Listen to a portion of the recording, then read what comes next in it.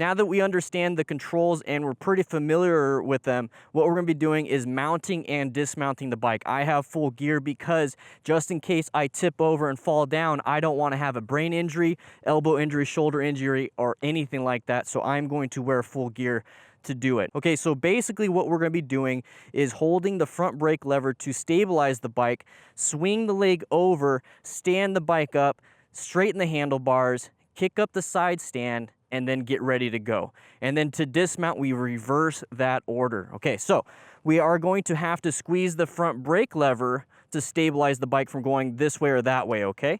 Now we're gonna swing the right leg over and get in from the side stand side. And it's easier to do that because the bike is leaning that way. Now that we're at this point, I have feet on the ground, and now I'm ready to turn the handlebars and straighten the handlebars to go straight. Now that I'm here, I'm still gonna keep squeezing this front brake lever, but I'm gonna look to my left where the side stand is, and I'm going to make sure my right foot is secure and then slide up that side stand, and I'm ready to go.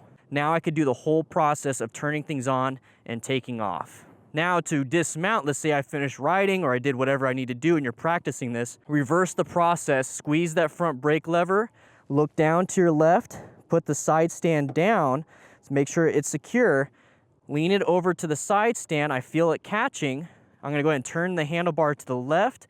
I'm gonna raise my right leg, swing it over, release the front brake, stand here, look good, make sure everything's secure, and I can walk away. That is the process of getting on and off the bike without the engine on. This is something you can actually practice at the dealership if they allow you to do it.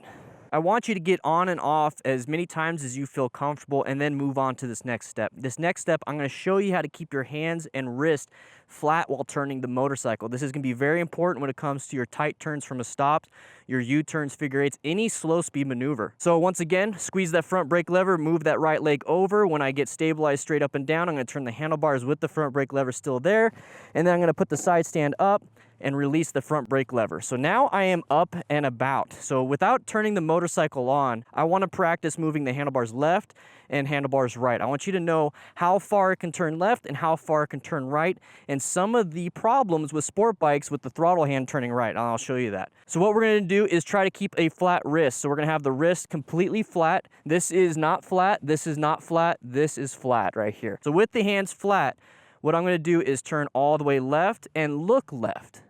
When I'm going to go ahead and turn right, I'm going to go ahead and turn right and look right. Now right here, I feel like my forearm is hitting the throttle and it's making it so I can't do a flat wrist. One thing you can do is almost hold it like a lightsaber when you turn right, and that is a good thing to practice before going in a tight turn from a stop.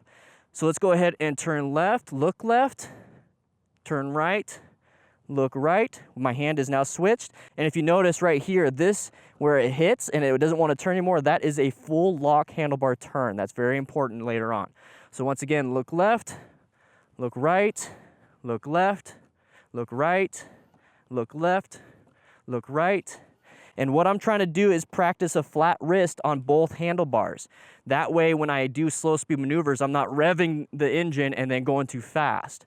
So I'm practicing this right here, flat wrist, but also looking where I want to go at the same time. So let's go ahead and dismount, squeeze, side stand, lean over, handlebars turned, leg still squeezing, release, and now we can focus on the next thing.